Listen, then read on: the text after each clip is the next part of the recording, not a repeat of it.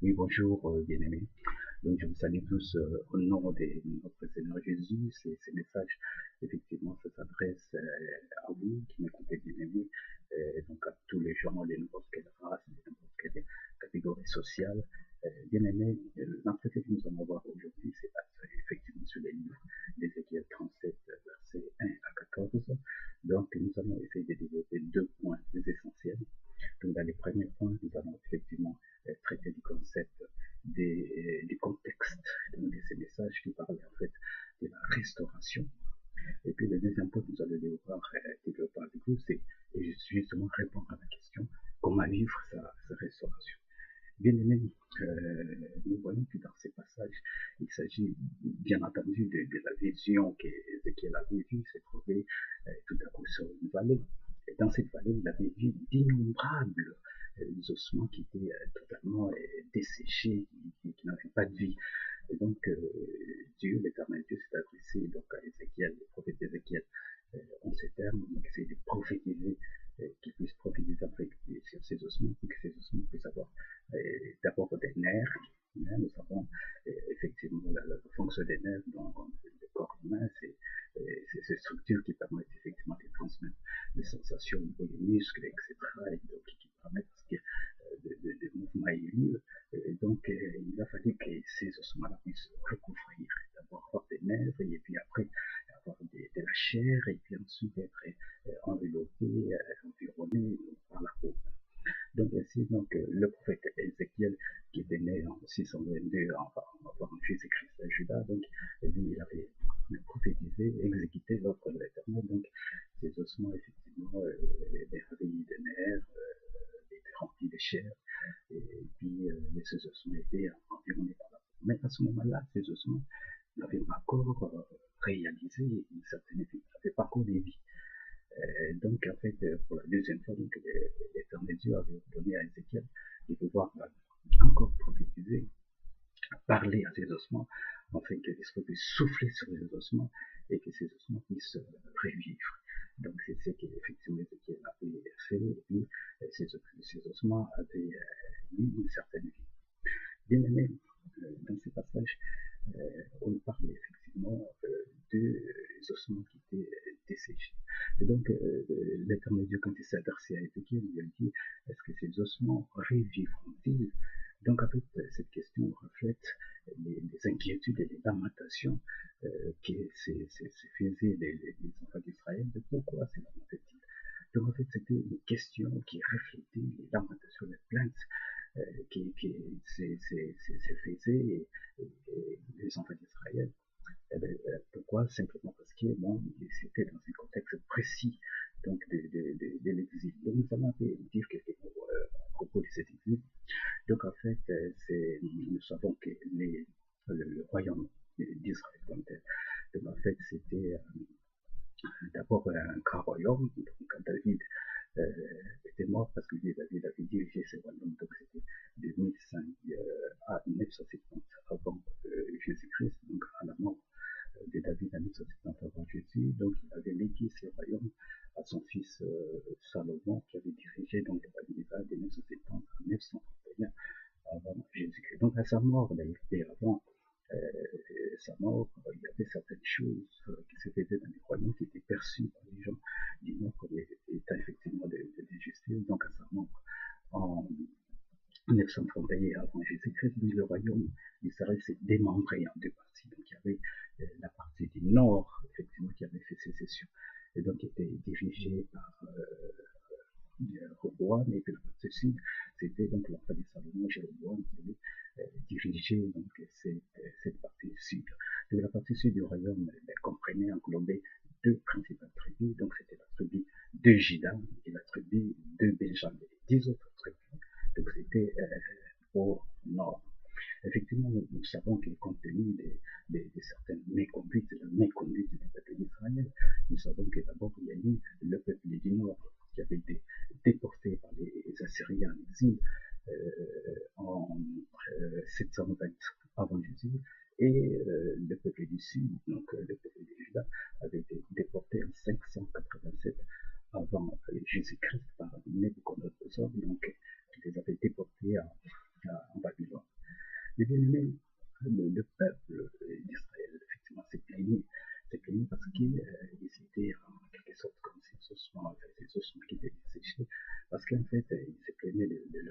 situation, il s'est donné beaucoup de choses qu'il vivait en fait en exil.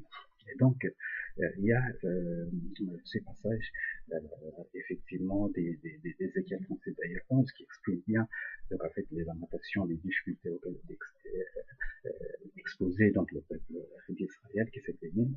Donc, dans Ézéchiel chapitre 37, verset 11, on dit ceci: nos os sont desséchés, notre espérance est évanouie et notre vie est brisée. Donc, bien aimé, vous pouvez écouter en ce moment précis, peut-être vous êtes peut-être dans la situation de ces enfants d'Israël qui étaient en fait des ossements qui étaient complètement desséchés et qui se disaient que voilà nos os sont desséchés, notre espérance est évanouie, notre vie est brisée. Mais laissez-moi vous dire que là n'est pas la fin de toute chose et que Christ est capable de vous donner de l'espoir, de l'espérance, car la Bible dit que vous puisse abandonner en fait sa vie à Jésus. Il dit: venez à moi tout ce qui est chargé, et je vous donnerai du repos pour vous emmener. La Bible dit que Dieu fonde des projets de bonheur pour vous et moi, des projets de bonheur, des projets de prospérité, non des projets de malheur, pour vous donner l'espérance de l'avenir. Ça, c'est la parole de Dieu qui dit: donc, mon frère bien-aimé, donc, vous allez suivre attentivement ces messages. J'ai l'intime conviction que Dieu vous réserve quelque chose en écoutant ces messages bénis.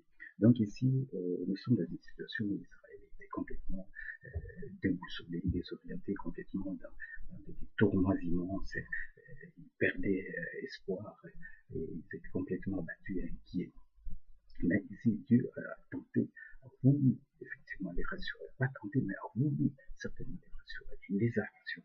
Donc Dieu a répondu à ces lamentations en disant précisément à Ézéchiel de parler en ces termes aux enfants d'Israël. Et là, nous sommes dans Ézéchiel chapitre 37, verset 12. Il a dit précisément ceci: c'est pourquoi prophétise et dis-leur, voici ce qu'il dit le Seigneur l'Éternel, je vais vous ouvrir vos sépulcres et je vous ferai remonter de vos tombes, ô mon peuple, et je vous ramènerai dans le pays d'Israël, et vous reconnaîtrez que je suis l'Éternel lorsque j'ouvrirai vos sépulcres et je vous ferai remonter de vos tombes, ô mon peuple, je mettrai mon esprit en vous et vous revivrez, et je vous établirai de nouveau dans votre pays, alors vous reconnaîtrez que je suis l'Éternel. Je parlais et agis, l'Éternel les déclare.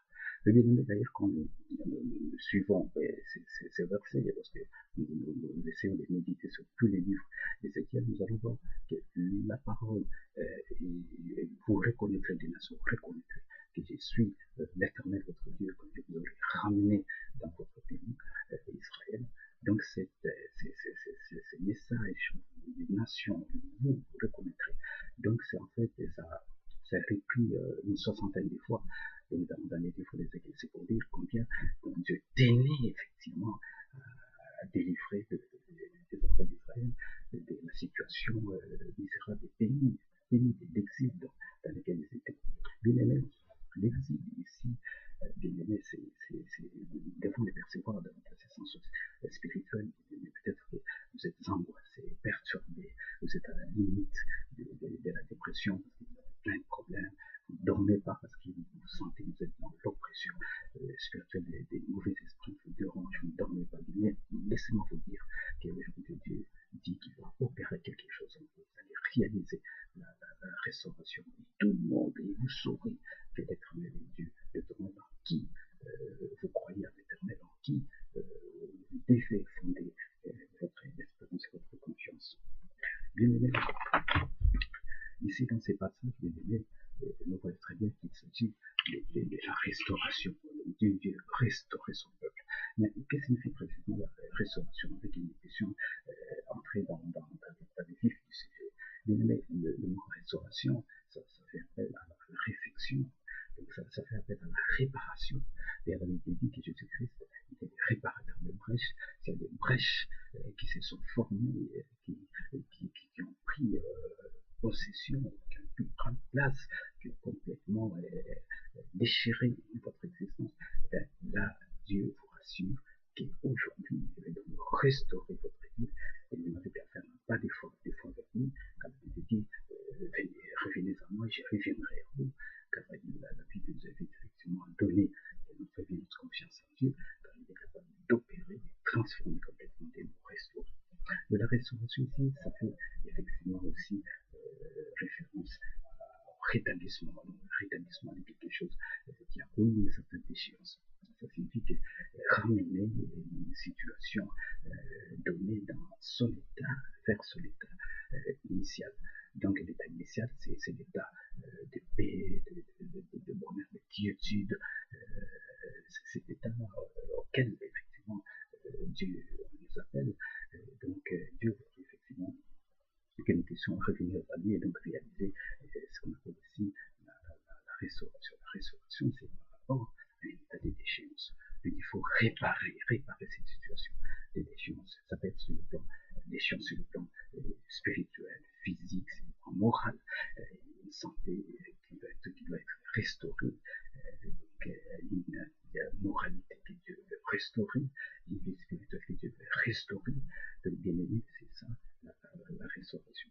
Donc bien aimé, vous comprenez très bien qu'au passage, donc à l'image de ces versets, bien aimé, que Dieu veut donc restaurer notre âme, restaurer notre vie. Donc bien aimé, nous allons bien voir que Jésus-Christ, il est bien l'auteur de notre restauration. Bien aimé, nous allons essayer de développer, de nous étendre là-dessus, sur établir le fait qu'effectivement Jésus-Christ est l'auteur de notre restauration. Bien aimé, il y a des gens aujourd'hui qui vont voir effectivement les astrologues, consulter les astrologues, consulter les devins, qui ces livres dans la licence occulte, comme ça pour pouvoir trouver des solutions, et au bout des termes, ils sont complètement déçus, ils n'ont pas de paix, ils sont complètement déboussolés. Mais bien aimé, c'est pour vous dire que Dieu a besoin de vous. Dieu a besoin de vous. Vous devez savoir que c'est Christ qui est l'auteur de votre restauration. Donc, venez à lui et il vous rétablira complètement, il va vous restaurer complètement. Bien aimé. Alors ici, Jésus-Christ est l'auteur de votre restauration. Et nous allons mettre derrière mon tableau les messages qui se trouvent dans Ézéchiel 37, verset 14, avec les messages qui se trouvent dans Matthieu chapitre 9, verset 35 à 37. Ici, on voit très bien que donc Christ, quand il allait des villes en ville, village en village, annonçant la bonne nouvelle aux gens, il y avait des foules immenses qui les suivaient. Et un jour, Jésus, regardant ces foules immenses qui venaient après lui, il était ému des compassions, et voir que ces foules immenses étaient inquiétés, abattus, étaient comme un troupeau sans berger. Et donc il s'est tourné vers ses disciples avertissant. Et donc voilà, la moisson est grande, priez pour qu'elle mette la moisson, puis envoyer des ouvriers dans sa moisson. Donc bien aimé, nous sommes dans un monde où les gens sont complètement perdus, ils sont complètement perturbés, ils sont complètement abattus, inquiets, des problèmes divers. Donc les gens ont perdu toute espèce de repères. Mais bien aimé ici, donc Jésus-Christ qui est l'auteur de la restauration, donc appelle les hommes partout où ils se trouvent en croire en son message de salut. Comme il dit, c'est une bonne nouvelle du royaume, c'est la prêcher dans le monde entier. Il dit, touchez le fléchant de vous, toute leur langue, la gloire au Seigneur. Si tu crois au Seigneur Jésus, tu seras sauvé, et toi et ta famille. Et salut ne se trouve pas dans quel autre nom, si c'est dans le nom de Jésus qui est l'auteur de notre restauration. Bien aimé, Jésus-Christ est l'auteur de notre restauration. Donc aujourd'hui, la Bible nous dit, bien aimé, la Bible nous appelle, aujourd'hui le message de Dieu nous appelle à pouvoir réaliser notre restauration en faisant un pas de foi vers le Seigneur. Donc nous voyons la mission que Jésus était venu accomplir sur la terre. C'est une mission qui avait été prophétisée déjà par les prophètes dans les temps anciens. Nous pouvons voir ça dans Genèse, par exemple, chapitre 3, verset 14 à 15. Et là, nous voyons que l'œuvre de Jésus-Christ sur la croix est mise en évidence. Donc, lorsque, par exemple, l'homme et la femme avaient été corrompus par les serpents, désobéissant à l'ordre de Dieu, désobéissant à l'ordre de Dieu, là, dans les jardins d'Éden, Dieu a commencé à faire des remontrances aux serpents, à la femme et à l'homme. Et donc, nous voyons que dans les remontrances que Dieu avait adressées, effectivement, donc au serpent, à la femme et à l'homme, et bien Dieu n'avait pas maudit l'homme et la femme, mais par contre, il avait maudit les serpents qui avait entraîné dans les désobéissances la femme et l'homme, en disant qu'il y avait des serpents qui avaient désormais vous mangerez de la poussière, vous ramperez sur la poussière, et je mettrai en fait une séparation, une unité entre le serpent et la femme, après le serpent, la descendance de la femme. La Bible dit celle-ci, c'est-à-dire la descendance de la femme, écrasera la tête du serpent, et celui-ci le mordra les talons. C'est pas ça que les chrétiens déjà prédisaient en quelque sorte, prédisaient déjà donc la mission de Jésus, la mission salvatrice de Jésus, la grâce de Dieu, qui n'avait pas abandonné Adam et Ève, quoique c'est sur désobéi à l'autre de Dieu. Dieu avait ainsi prévu un moyen de pouvoir assurer la rédemption, le rachat, la restauration de la créature humaine. Et donc, ici, nous voyons que ce passage était effectivement réalisé donc à la croix. Donc, d'ailleurs, on dit très bien dans Luc, chapitre 10, verset 19 à 20, lorsque Jésus avait envoyé ses disciples pour aller annoncer la bonne nouvelle, et ses disciples tout joyeux, ils revenaient à Jésus en disant que voilà, en ton nom, les esprits nous sont soumis. Jésus leur avait dit, je vous ai donné le pouvoir de marcher sur les serpents, les scorpions, c'est toute la puissance de l'ennemi, et rien n'est pour vous. Cependant, je ne sais pas de ce que les esprits sont soumis, mais je sais beaucoup plutôt de ce qui vraiment sont écrits dans les livres de vie, dans les cieux. Donc, ici, on voit donc, la mission de Jésus, qui est lui, il a écrasé la tête des serpents. D'ailleurs, c'est passage de Genèse chapitre 3, verset 14-15. Les théologiens l'appellent à juste titre le protévangile, c'est-à-dire que en fait, c'est un message prophétique qui annonçait déjà donc, la grâce de Dieu, qui annonçait déjà l'œuvre de Christ de Dieu sur la croix. Donc, c'est ainsi que nous disons, nous répétons encore une fois de plus, et là-dessus, il nous faut insister en disant qu'effectivement, c'est Jésus-Christ et personne d'autre qui est effectivement l'auteur de notre restauration.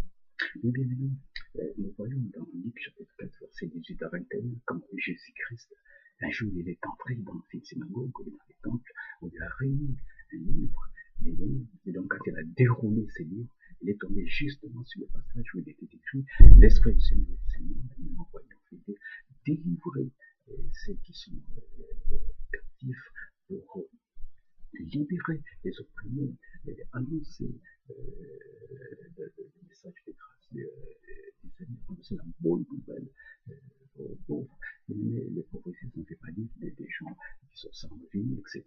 Donc ça signifie tout simplement les gens qui sont disposés à écouter le message de Dieu, les gens qui se sentent à même ignorants, qui veulent avoir, qui recherchent la connaissance de Dieu, les gens qui s'humilient, qui reconnaissent leur état, les perditions, les péchés, et qui veulent accepter la grâce de Dieu, et changer de comportement, et donner leur vie à Dieu.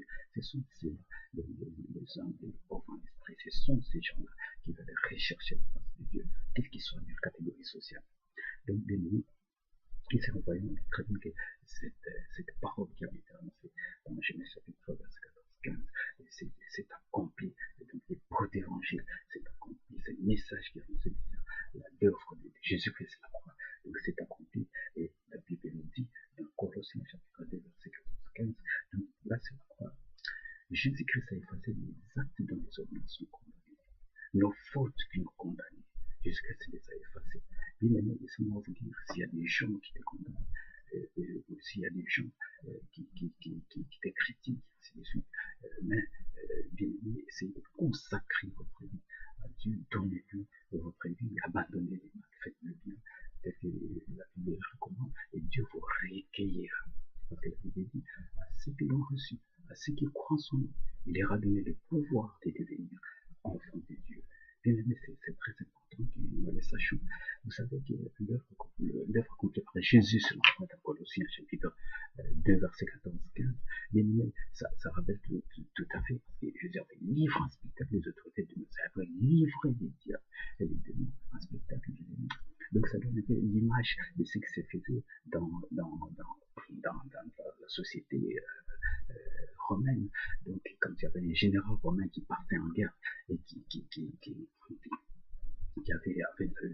remportait la victoire sur l'armée ennemie, donc il faisait défiler donc les généraux vaincus, son armée, ses soldats derrière son cortège, mais il était devant le général vainqueur, il était devant, et donc les gens étaient dans la rue et ils passaient différents spectacles. Donc les généraux du camp ennemi vaincus, ses soldats. Donc c'est de cette façon-là aussi que Christ faisait un différents spectacles des témoins triomphants de par la croix. C'est là où Dieu a donné la délivrance et la libération de l'humanité. Car les mots délivrance et libération sont des mots qui sont traduits par un même terme grec qui suggère en fait l'idée d'une dette qui a été payée de prix fort, a été payée sur la croix. C'était le sang de Jésus qui était rendu pour les pardons de nos péchés, pour les pardons de nos fautes. C'est-à-dire que il fallait plus encore. Je vous adresse ce message, en fait, que vous veniez, en fait, que vous consacriez votre vie à Dieu, en fait, que vous donniez votre vie à Dieu, et en fait, que vous abandonniez la mauvaise conduite, le mauvais comportement, et venir à lui, et donc avoir la vie que Jésus-Christ vous offre, de lumière à travers sa parole, car la Bible dit, il est renvoyé sa parole guérit. C'est cette parole qui s'est faite chair, qui est descendue ici dans le monde, plein de grâce, plein de vérité. Dieu ne vous juge pas, bien-aimé. Dieu ne vous condamne pas, bien-aimé. Il vous appelle simplement à vous repentir, à changer de comportement, à venir recevoir la vie qu'il donne à travers, que Dieu donne à travers son Fils Jésus, dans son croix. Car la Bible dit, cette promesse est pour vous, pour vos enfants aussi grands, que le Seigneur, notre Dieu, les appellera. Donc, bien aimé, c'est les messages de grâce, les messages de pardon, les messages de libération, les messages de délivrance que le Seigneur nous apporte. La Bible dit, venez à moi, vous tous qui êtes chargés, fatigués, et je vous donnerai du repos pour vos âmes. Ça, c'est Jésus-Christ qui l'a dit. Quand il dit, prenez mon joug sur vous, recevez mes instructions, car je suis doué en de cœur. Quand il dit, prenez mon joug sur vous, ça signifie accepter mon autorité, accepter l'autorité de la parole de Dieu, car c'est la parole qui a franchi l'être humain, c'est la parole qui libère l'être humain. Et donc, cette libération, c'est la rédemption, c'est le rachat, donc c'est la restauration que Dieu est prêt à vous accorder si vous acceptez sa parole divine. La Bible dit Dieu ne fait point exception des personnes, Dieu ne fait point préférence des personnes. Il n'y a pas de préférence que Dieu fait à tel homme ou tel autre, à telle femme ou à tel autre. Mais Dieu nous aime tout le monde dans la condition que nous puissions venir à lui, donner notre vie à lui, nous consacrer à lui, de l'aimer, abandonner les mauvaises choses et l'aimer faire ce que Dieu veut que nous puissions faire. Quand on dit la volonté de Dieu, c'est que tous soient sauvés et parviennent à la connaissance de la vérité. Car la vérité, c'est cette Dieu. La vérité, c'est Jésus. La Bible dit, je suis le chemin, la vie, la vérité. Mes filles, ton Père, sans passer par moi, sans passer par Jésus. Oh, bien-aimé, aujourd'hui, donc, c'est la Bible dit, si vous écoutez la voix de l'Éternel, n'endure ses efforts comme lors de la révolte. Parce que Dieu veut vous sauver, Dieu veut restaurer votre vie. Votre vie, elle est brisée, elle est complètement mise en lambeaux. Mais là n'est pas la fin de toute chose. La Bible dit, mon rédempteur s'élèvera le dernier. Et mon rédempteur, c'est Jésus. Ton rédempteur, c'est Jésus. Il suffit de croire en lui, de croire. Il est capable de réaliser votre restauration complète. Bien aimé, c'est pas ce que les hommes disent, le jugement que les hommes portent sur vous, qui fait que vous êtes ce que vous devez être, mais c'est ce que Dieu a prévu dans votre vie, qui fera que vous soyez ce que Dieu veut, ce que Dieu veut que vous soyez. C'est pourquoi je vous dis, bien aimé, à ce moment précis, parce que, bien aimé, nous voyons d'ailleurs, nous regardons très bien, nous observons, d'ailleurs, lorsque Jésus-Christ est parti chez Matthieu, parce qu'il est effectivement resté chez Matthieu, il a mangé, c'est Matthieu, il est entré dans la maison de Matthieu, il a mangé avec Matthieu, et Matthieu, nous savons qu'il était collecteur d'impôts, et vous savez que les collecteurs d'impôts n'avaient pas une bonne réputation dans la société judéenne, parce qu'en fait, Judée et tous les autres territoires étaient sous la domination de Rome. Et donc, les collecteurs d'impôts, qui étaient donc des fonctionnaires de l'administration romaine étaient considérés en fait comme des collabos. Et donc Matthieu, le collecteur d'impôts, qui avait été appelé pour suivre Jésus de venir sur disciple, était donc un collecteur d'impôts. Donc quand Jésus est entré dans sa maison pour manger avec lui et tous les autres gens qui étaient considérés par les pharisiens, spécialistes de la loi, comme étant des gens de mauvaise vie, de pécheurs, notoires, etc. Mais c'est comme ça que les gens les regardaient, que la société les regardait. Mais Dieu ne les regardait pas de cette façon. C'était ce que Jésus avait dit. Je suis venu appeler non les justes, mais les pécheurs à la repentance. Bien-aimé, c'est pour dire que, bien-aimé, Dieu abhorre, Dieu déteste le péché, mais Dieu aime les pécheurs. Dieu veut simplement que l'homme abandonne son état de péché, vienne à lui pour recevoir la vie nouvelle qu'il offre, bien-aimé, à travers sa parole. Car sa parole, c'est elle qui crée. Quand Dieu avait dit à Ézéchiel, prophétise, eh bien, cette parole avait été sortie, il a prophétisé, et donc les ossements qui étaient desséchés avaient revêtu certaines villes. Ézéchiel Dieu a dit, prophétise afin que l'esprit souffle sur ces ossements. Donc, Ézéchiel avait prophétisé, l'esprit avait soufflé sur les ossements, et les ossements avaient eu une nouvelle vie, bien-aimé. C'est pour dire que rien n'est impossible à Dieu, bien-aimé. Et aussi, réellement, les ossements desséchés que vous êtes, l'état de dessèchement dans lequel vous vous trouvez perdu. Mais si vous venez à lui, Dieu va souffler sur vous son esprit et vous allez revivre, vous allez restaurer complètement. Et nous savons que les enfants d'Israël, puisque Dieu c'était dans la situation d'exil, là où ils étaient à Babylone, et donc Dieu avait parlé à Ézéchiel pour que ces derniers soient restaurés par Dieu. Effectivement, Dieu avait accompli cette parole, car nous savons qu'en 538 avant Jésus, quelque chose s'est opéré, quelque chose s'est réalisé en faveur des enfants d'Israël. C'est-à-dire qu'en 538 avant Jésus-Christ est apparu donc le roi des Perses qu'on appelle Cyrus, et Cyrus a pris des ordonnances. Il a décrété une ordonnance suivant laquelle les enfants d'Israël devaient rentrer en Israël pour aller reconstruire les temples qui avaient été détruits en 587 avant Jésus-Christ avec les Babyloniens. Donc, bien aimé, ici, donc, nous savons qu'en 538, les choses avaient changé pour le peuple d'Israël. Et Dieu d'ailleurs le dit clairement dans les textes que nous avons dit. Dieu dit, je vais vous faire sortir de vos sépulcres, je vais vous faire sortir de vos tombeaux, et donc vous reconnaîtrez que moi je suis Dieu. Donc, bien aimé, l'état dans lequel vous vous trouvez, vous êtes dans un état de sépulcre spirituel, vous êtes dans un sépulcre spirituel, vous êtes dans une situation où vous avez complètement perdu d'espoir, où vous dites que ma vie est brisée, que votre vie est brisée. Et bien, ce n'est pas la fin de toute chose, car Dieu ici dit que je vous ferai sortir de vos tombeaux, sortir de vos sépulcres. La Bible dit, réveille-toi quand tu dors, relève-toi d'entre les morts et le Christ t'éclairera. Le bien-aimé ici, c'est votre jour, bien-aimé, en écoutant ce message. La Bible dit, si vous écoutez la parole de Dieu, n'intercessez pas votre cœur, comme lors de la révolte. C'est le moment où, bien-aimé, Dieu veut briser l'incrédulité, briser ce mur qui se tient devant vous, afin de vous apporter la délivrance, la libération. Et bien, nous avons dit d'ailleurs que les mots délivrance et libération, ce sont des mots qui sont expliqués par un seul terme grec qui suggère donc l'idée d'une dette qui est payée pour libérer quelqu'un. Et cette dette, c'est les péchés.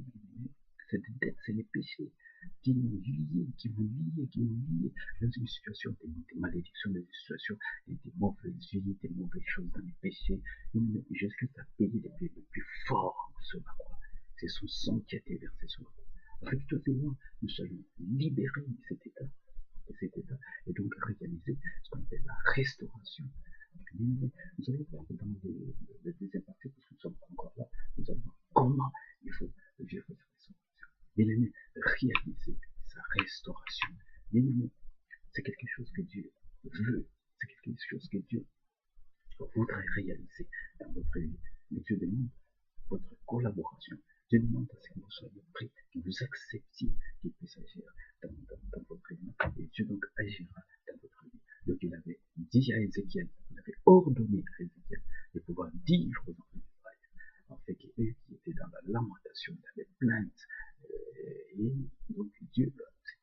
Esaü, par les canaux de la prophétie, et donc il avait promis de pouvoir donner la vie donc à ces enfants qui étaient desséchés, qui représentaient les enfants d'Israël qui étaient dans les difficultés, dans la souffrance, qui étaient dans l'abattement, de pouvoir donc avoir la restauration, être délivrés de cet état. Donc ils ont été délivrés tel que Dieu l'avait dit, parce que Dieu, il est juste, bien aimé. Dieu n'est pas un homme, l'infini, un fils de l'homme pour mentir. Quand il dit quelque chose, il réalise sa promesse, parce que sa parole est la vérité, parce que sa parole est puissante, parce que sa parole qui a créé les cosmos entiers, comme la Bible dit, qu'au commencement, la terre était formée, donc il y a, c'était les tombeaux du curé, mais c'était la parole qui a créé toutes ces choses, et dans la terre, la mer, les astres, de tout l'univers entier, les planètes, les eaux, toutes les choses de la Terre, les continents, tout ça a été créé donc, par la parole de Dieu. Donc, la parole de Dieu, elle est certaine, elle est vraie, bien évidemment. Il suffit de croire à cette parole, de fonder votre confiance en terre, en Dieu. La Bible dit, je te délaisserai point, je t'abandonnerai point. La Bible dit, tous ceux qui fondent leur confiance en Dieu, ils ne seront point délaissés, ils ne seront point déçus, bien aimés. Donc ici, c'est le message de l'espoir, le message de l'espérance que Dieu vous apporte, parce que Dieu a à cœur, effectivement, de pouvoir vous restaurer complètement, de pouvoir réparer votre vie complètement, de pouvoir créer, apporter le rétablissement, apporter une nouvelle vigueur à votre vie. Bien aimé, ça c'est très capital. Donc bien aimé, là nous voyons que c'est Jésus-Christ effectivement qui est l'auteur de notre restauration, qui est l'auteur de notre salut. L'Ancien Testament avait parlé de lui, et donc et puis il est venu, il a réalisé effectivement, il est venu, il a réalisé la mission donc, la mission la mission à laquelle les prophètes avaient fait allusion dans l'Ancien Testament, donc il a réalisé dans le Nouveau Testament. Bien évidemment, nous avons vu donc dans le premier volet de cette entrée de ce message, donc nous avons vu les concepts de la restauration, le contexte du message. Ézéchiel 37, verset 14, nous voyons que c'est un contexte d'exil où le peuple de Dieu et le peuple d'Israël étaient dans la souffrance et qu'il fallait que Dieu nous ait délivrés de cette situation. Nous avons vu que cette situation, cette délivrance, effectivement, s'est réalisée lorsque, en 538, Dieu avait délivré son peuple de la domination assyrienne, en faisant en sorte que le roi Cyrus avait ordonné en 538, le roi des Cyrus, de pouvoir dire aux Israéliens de retourner dans leur pays. Donc c'était la mission avait été confiée à Esdras et puis à Néhémie et les autres, donc qui avaient reconstruit les temples qui avaient été détruits, et les enfants d'Israël ont pu regagner leur pays d'Israël conformément au message prophétique que Dieu avait annoncé, que Dieu avait annoncé par Ézéchiel, le prophète. Maintenant, bien aimé, nous allons maintenant essayer de voir, essayer maintenant de parler dans cette deuxième partie, dans cette deuxième volet de notre entretien, nous allons parler de comment vivre sa restauration. Comment il faut vivre sa restauration, bien aimé. Bien évidemment, il y a des gens qui courent de gauche à droite, qui vont voir des devins, qui vont voir des astrologues, qui vont dans les sciences occultes, comme je vous dis, nous rouler dans une espèce de course effrénée, sous tension. Les gens perdent complètement tout repère. Mais bien aimé, tout cela, il n'y a aucune solution, bien aimé, que les gens trouvent. Bien au contraire, les gens ils sont complètement abattus, les gens sont déprimés. Quand vous regardez les nombres de personnes qui prennent effectivement des anxiolytiques, des antidépresseurs, c'est énorme, c'est énorme, c'est énorme effectivement dans notre société. Dans nos sociétés, bien aimé, ça signifie que les gens ne sont pas dans la paix, ils n'ont pas, ils sont dépourvus complètement de cette notion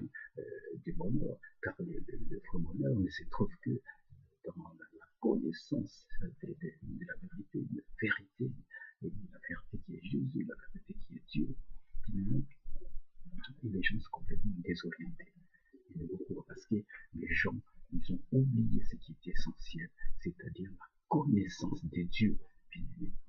Et donc les gens aujourd'hui, Dieu est en train de s'adresser aux hommes, et effectivement, afin qu'ils puissent rentrer à lui. Il dit, réveillez à moi, je reviendrai là vous. Il dit, réveille-toi tout d'abord, et Christ éclairera, quelle que soit la catégorie sociale à laquelle vous appartenez, quelle que soit la race à laquelle vous appartenez, chez Dieu, tout le monde est égal. Dieu ne fait point exception des personnes, Dieu ne fait point préférence des personnes. Mais il dit, c'est lui, dans n'importe quelle nation, celui qui les craint et pratique sa parole est agréable à Dieu. Bien aimé, c'est ainsi que Dieu aujourd'hui nous appelle à pouvoir changer des comportements. Changer des comportements. Bien aimé, nous allons voir dans ces désirs volés, bien aimé, nous allons voir comment il faut vivre sa restauration. Et comment vivre sa restauration, c'est une question. Et la réponse, elle est apportée. Elle est donnée dans Matthieu chapitre 1, verset 1 à 2. Donc, lorsque Jean-Baptiste prêchait dans les déserts de Judée, donc bien aimé, il disait aux gens de pouvoir, c'est de pouvoir changer les comportements. Et changer les comportements, c'est la conversion. Donc, comment il faut vivre sa restauration, c'est par sa conversion, en se convertissant, en donnant sa vie au Seigneur Jésus, en se convertissant, en changeant le comportement. Bien aimé, ici, la Bible, quand on parle de changer des comportements, ce n'est pas par des efforts humains, ce n'est pas par quelques, je vais dire, quelques procédés psychologiques, ce n'est pas une psychothérapie, ça n'a du tout rien à voir, mais c'est vraiment essayer de changer complètement le comportement, c'est-à-dire, nous allons voir d'ailleurs ce qui signifie profondément la même conversion, en fait, d'appréhender cette terme, effectivement, dans ce qu'il a des profondément spirituels, dans ce qu'il y a, dans ce que Dieu veut que nous soyons, que nous puissions être face à lui. Bien aimé, le mot conversion, ça vient du mot latin conversion. Donc ici, ça signifie effectivement retournement et changement de direction. Le bien aimé, c'est comme un homme qui est en train de partir, qui s'en va dans une certaine direction, et à un moment donné, qui doit s'arrêter parce que cette direction l'amène à la perte, l'amène à la ruine. Et à un moment donné, il doit s'arrêter et puis essayer de changer de direction. C'est ça la conversion. Donc, je vais donner encore une petite image. La conversion, c'est lorsque, par exemple, lorsqu'on convertit une monnaie en une autre. Maintenant, vous voulez convertir les dollars en euros. Ça signifie qu'à ce moment-là, l'argent que vous avez en dollars, vous le convertissez en monnaie, vous n'avez plus de dollars avec vous, mais vous avez maintenant la nouvelle monnaie, l'euro avec vous. Donc, la conversion, ici, bibliquement parlant, donc c'est retournement et changement de direction. Donc, il y a deux mots grecs qui spécifiquement expliquent très bien, de façon assez claire et limpide, le mot conversion. Et le premier terme grec qui explique de façon assez limpide, comme je dis, le mot conversion, c'est le mot épistrophée. Épistrophée qui signifie changement de direction avec l'idée de retour à l'origine. Bien aimé, c'est-à-dire qu'à un moment donné, on était dans une certaine situation, et puis à un moment donné, bien aimé, vous vous engagez dans cette direction, et bien vous devez changer de direction et retourner à l'origine. Donc c'est ça, l'essence du mot épistrophée, du mot grec épistrophée. Donc, l'origine ici, c'est qui? L'origine, c'est quoi? Bien ici, l'origine, nous savons qu'au commencement, comme la Bible dit, au commencement était la parole était avec Dieu, et la parole était Dieu, comme il dit les deux fois de Genèse, qui est effectivement appelé le Bereshit. Donc, au commencement, à l'origine, donc c'est Dieu. Au commencement était la parole était avec Dieu, et la parole était Dieu. Donc, l'origine de toute chose, donc c'est Dieu. Donc, nous devons retourner donc, à Dieu. Donc, changer de direction, mais en retournant à Dieu. Non pas retourner en allant consulter les devins, les astronomes, les magiciens, que c'est encore qui ne peuvent pas apporter des solutions de votre vie, et du contraire. Mais plutôt revenir à Dieu, qui est la source de toutes choses, qui est l'origine de toutes choses, c'est Dieu. C'est à lui qui nous devons effectivement revenir. Et ici, bien aimé, il y a un deuxième terme que nous allons voir. Donc les deux mots grecs combinés ensemble s'expliquent clairement, suffisamment les mots conversion. Donc le premier mot, le premier terme, nous avons dit, d'abord c'est le mot épistrophé, qui signifie changement de direction, avec l'idée de retour à l'origine, nous avons dit retour à l'origine, donc retour à Dieu. Et deuxièmement, c'est le mot métanoïa, qui est un terme grec, qui signifie changement de pensée, c'est-à-dire repentance, avec l'idée de maturation, avec l'idée de renaissance. Donc on change de pensée, mais avec l'idée de maturation, avec l'idée de renaissance. Bien aimé, ici nous allons donner deux exemples bibliques qui effectivement vont venir étayer notre notion sur la conversion. Donc il y a la conversion de l'apôtre Paul. Bien aimé, nous savons que l'apôtre Paul, c'est quelqu'un qui était versé dans les Écritures, qui avait été rodé par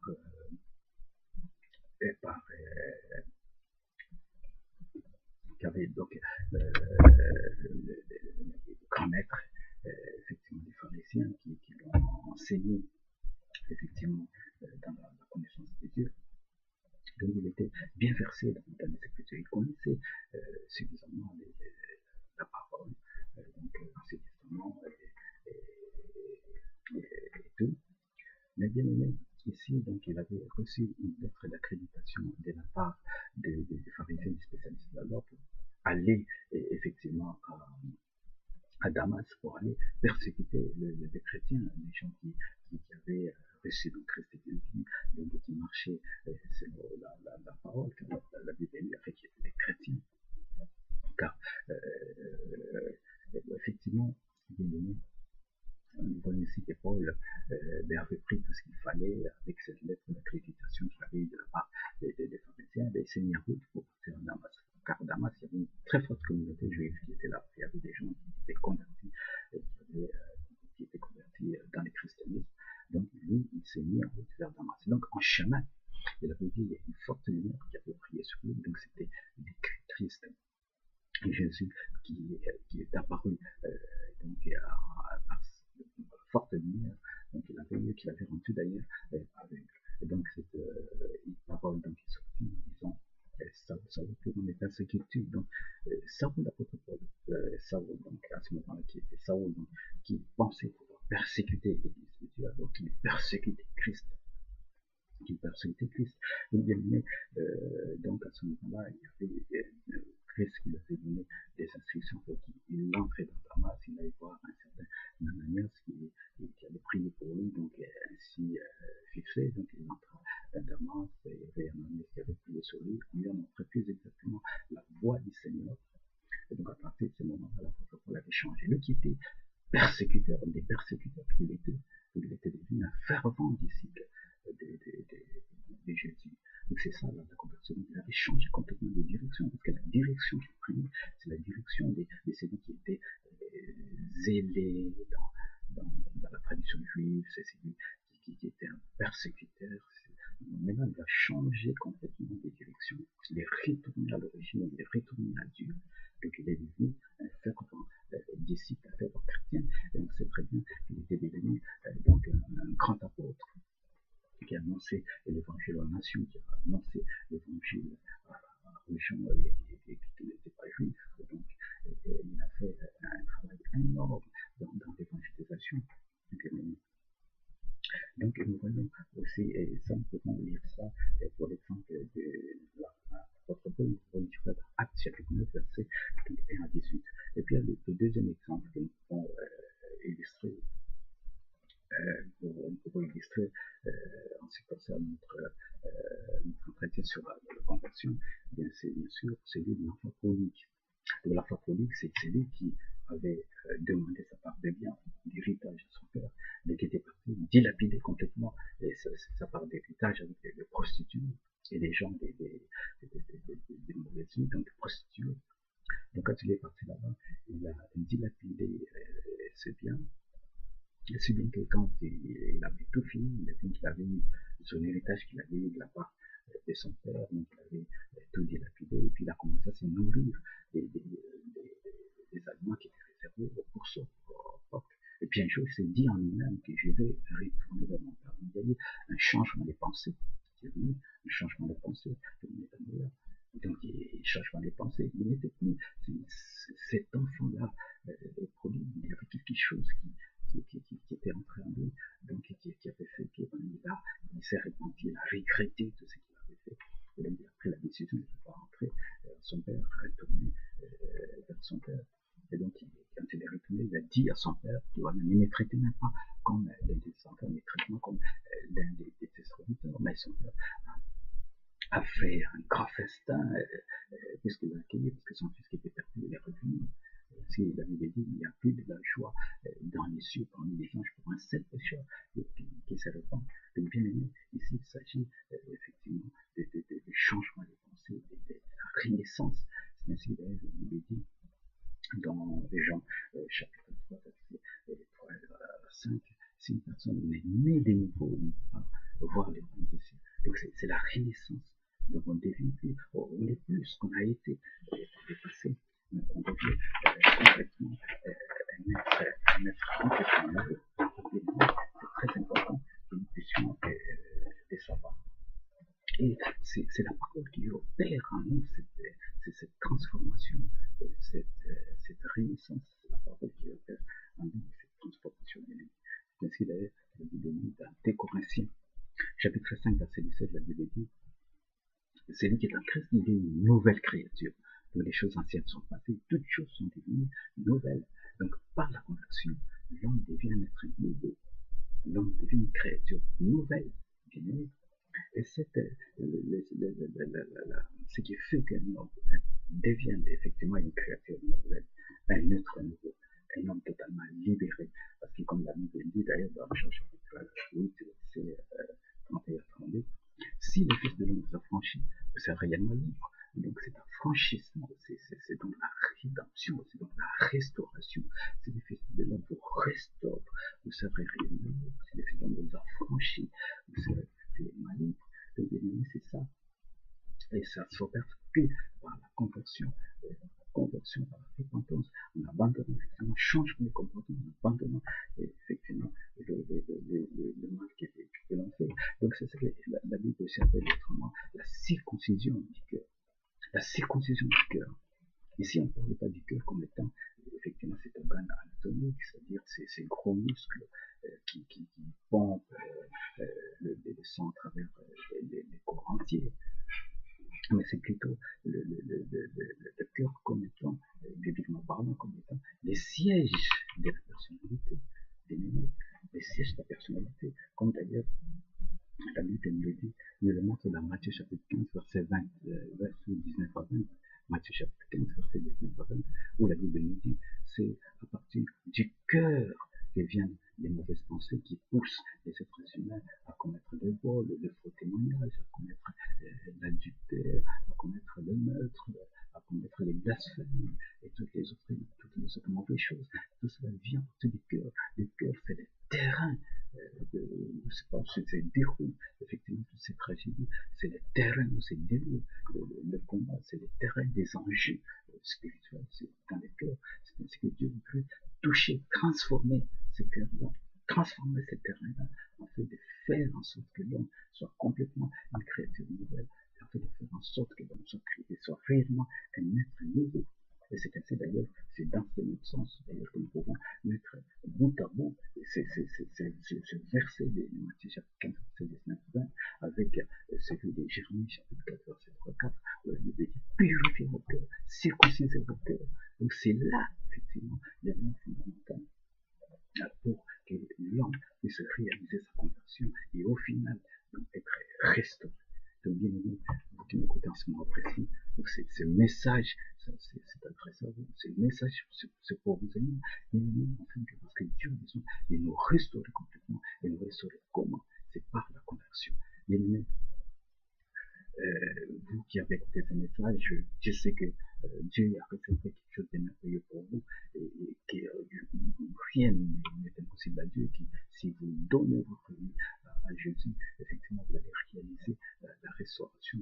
Et la Bible dit, si vous entrez dans votre chambre, vous fermez la porte de votre chambre, vous priez votre Père Céleste qui est là, votre Père vous écoutera. La Bible dit, tout ce que vous demanderez en priant, croyez que vous l'avez reçu et vous devez s'accomplir. La Bible dit, c'est méchant comme vous êtes, vous savez demander, vous savez donner de bonnes choses à vos enfants. Commettez votre raison de personnes. Ne donnera-t-il pas de cet esprit à celui qui vous demande? Ne donnera-t-il pas de bonnes choses à ceux qui vous demandent? Si on demande du pain au Père Céleste, il ne donnera pas de la pierre. Si on nous demande du poisson, il ne donnera pas les serpents. Si on nous demande des l'œuf, il ne donnera pas le scorpion. Ça signifie que si nous demandons quelque chose avec foi, le Père Céleste nous l'accordera selon sa volonté. Parce que la volonté de Dieu, c'est que tous soient sauvés. Tous, sans exception, soient sauvés par la connaissance de la vérité. Telle est la volonté de notre Père Céleste. C'est ainsi qu'il dit, venez à moi, vous tous qui êtes fatigués, et je vous donne du repos pour vos âmes. Donc, bien aimé, que Dieu vous bénisse à travers ces messages que vous avez écoutés. Et si des gens veulent suivre nos activités évangéliques sur le web, ils peuvent, vous pouvez aller sur www.metanoiaweb.com. En attendant de nous revoir, que Dieu vous bénisse encore une fois de plus pour nous retrouver en vie et pour aborder encore ensemble